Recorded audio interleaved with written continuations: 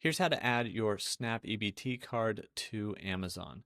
So there's a shortcut link in the description that will take you to the page to do this, which is the one we're on right now.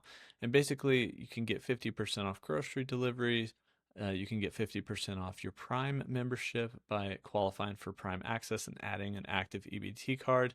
And all you have to do is click on this big yellow button. And then you can add your card number and also the name on your card, which is probably going to be your own, and then add and continue. After that, you may have to fill out a couple more steps, but then it's going to apply this to your account and it'll show up in your wallet on your Amazon account. And like I said, there's a couple other benefits here.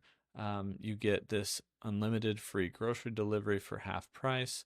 You also can get 50% off Prime by adding your EBT card, and I believe also just qualifying for income verified or government assistance. And that just, you can start that 30-day free trial right down here. You can also check your balance by clicking this button here, and it actually will just take you to your wallet on Amazon, which will basically allow you to look at the balance on your card. And you can use this card for any eligible purchases here on Amazon, a lot of food items and other things. So that is how you can add your Snap EBT card on Amazon.